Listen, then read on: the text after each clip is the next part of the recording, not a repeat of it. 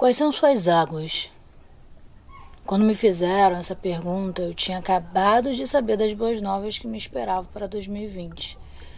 Boas novas, as quais seriam as minhas boas novas, construídas em um complexo processo de descobrir o que eu queria ser quando crescesse e me livrar do que me atrapalhava. Mas Pachamama decidiu dar uma freada nos planos. É meio frustrante, mas aprendi a ser contra todos os tipos de autoridades, menos o de Pachamama. Parece meio estranho como uma aquariana com Mercúrio em aquário consegue ser tão tradicionalista. Deve ser a casa 6, onde meu sol está acomodado, ou ascendente em virgem, mas tem um abará pelo meio da história também. De qualquer forma, sou meio obcecada por processos produtivos de formas de se organizar. Sempre existe uma forma melhor de fazer as coisas que evite a perda de energia desnecessária. Aqui vale um adendo. Falo sobre perder energia e não tempo. Mas eu estava falando de água, né? Você vai perceber que devido à quantidade de ar no mapa astral e no peito, me distraio facilmente meio aos devaneios e assopros na orelha. Podemos falar de ar e energia depois? Isso me faz lembrar, voltando ao assunto da água, de um ditado iorubá que diz o seguinte: a pessoa que derrama água na frente andará em terra fresca. Mas como se faz quando durante muito tempo você criou ou deixou criarem uma represa para as suas águas? Chega um dia que a represa estoura, transborda, você se afoga com as águas que não deixou correr? O que acontece?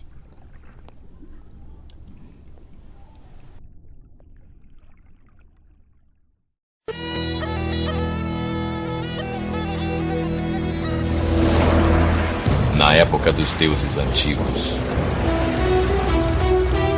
opressores e reis, uma terra sem lei clamava por uma heroína.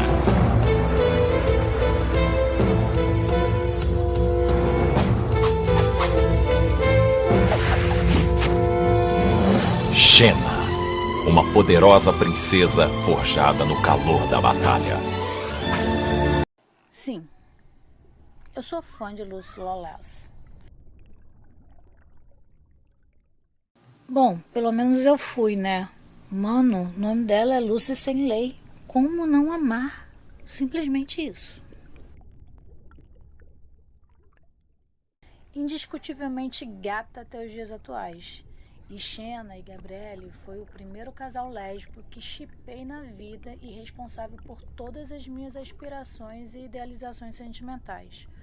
Ou pelo menos quase todas, ou boa parte. Além de achar que essa série é imprescindível de ser maratonada na vida de qualquer pessoa, quero dividir uma cena específica que nunca saiu da minha cabeça. Xena está na beira de um rio com Gabrielle. Elas estão tendo uma conversa sobre o passado da Xena. Ela foi uma princesa meio mercenária. E aqui não está colocado no sentido sexista da palavra, e sim no sentido que é utilizado para definir homens, ou seja, no sentido original, ou seja, quem faz um trabalho por dinheiro. Ela não se orgulha disso e existe um forte sentimento de culpa, assim como um forte sentimento de responsabilidade, de na existência de consciência de se fazer o certo. Gabrielle vira pra Xena e fala que ela não é mais aquela pessoa.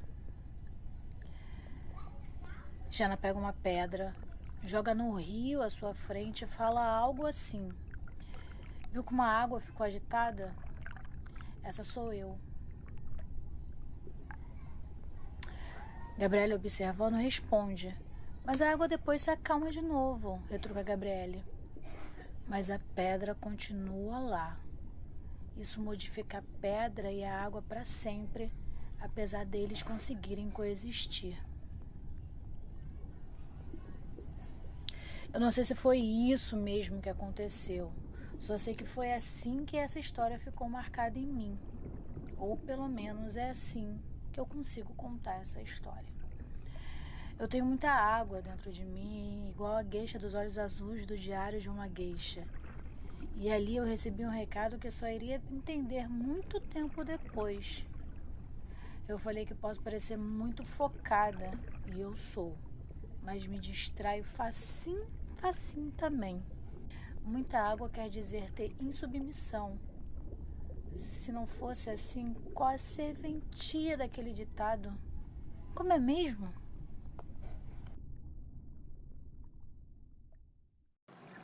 Mas espera aí. Eu tenho que voltar para Pachamama, né? Você sabia que temos no nosso corpo a mesma porcentagem de água que a Pachamama? Cerca de 70% desse nosso corpício aqui é puramente líquido. E numa analogia, seria dizer que você é um dique natural, não sei muito bem se isso existe, de suas águas internas. Pois é, temos. E não é por coincidência, mas na visão cartesiana ocidental, que algum dia eu vou escrever sobre, dirá que é sim coincidência.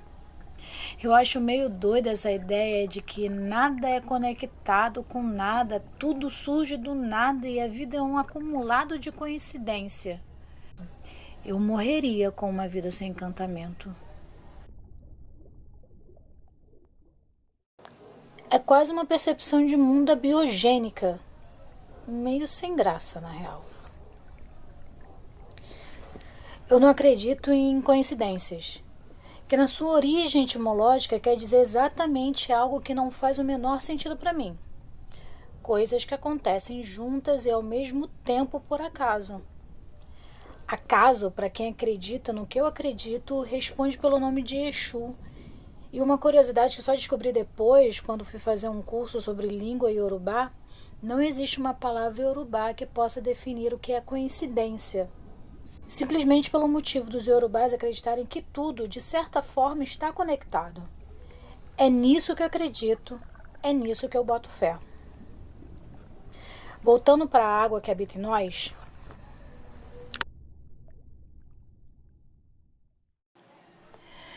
é verdade que biologicamente o percentual de água no organismo humano diminui com a idade, mais ou menos assim. Temos 70% entre os 0 e os 2 anos, 65% entre 10 e 15 anos e pode chegar até 50% nos organismos dos nossos mais velhos ou ancestrais. Eu particularmente acho falta de respeito chamá-los somente de velhos. De qualquer forma, a não ser que tu tenha sido gerado dentro de uma chocadeira, sua chegada na Pachamama foi através da água. O líquido amniótico começa a ser produzido no início da gestação, na fase embrionária, e é composto pela água vinda do corpo da mãe. Deve ser por isso que é Pachamama e não Pachapapa, e o negócio desse tal patriarcado não seja visto com bons olhos, e também seja uma invenção dos povos do norte. A água é um negócio tão importante que tu não fica 3 dias sem água, mas pode ficar mais de 50 dias sem comida. Mas isso é uma coisa que não acontece no BR. Chamam assim essa terra de Pindorama, esse território aqui mesmo que foi invadido em 1500. Esse mesmo aqui que a gente está nesse momento. Como pode existir fome no BR? Temos muitas mangas. E haja vontade de chupar e paciência para tirar os fiapos dentre os dentes. Aliás, tem 82% de água na sua composição. As mangas, não os dentes. Deve ser por isso que privatizamos as águas. E valei-me quem será por nós, porque no atual contexto, quem tiver alguma fé que se apegue e se sustente nela. E eu fico impressionada como uma reflexão iniciada 2 anos atrás ainda faz tanto sentido, mesmo eu não sendo mais tão parecida com a menina cheia de medos que a iniciou. Talvez isso me assuste menos se não tivéssemos cerca de 33 milhões de pessoas em insegurança alimentar e um desgoverno ainda sendo defendido por pessoas que nem de longe vão entender o que é ter barriga roncando. Quando se passa fome, qualquer outra demanda da vida parece muito pequena. A fome é um bicho tão mesquinho que mesmo quando não se passa mais fome, o que mais ocupa a sua mente é justamente o que fazer para não se passar mais fome. Fome dói e marca. Na época, há 2 anos atrás, eu nem desconfiava que em 1 ano eu estaria me dando uma prova de amor. Eu tiraria da manga a última carta, pelo menos era assim que eu pensava na época, para tentar me ajudar.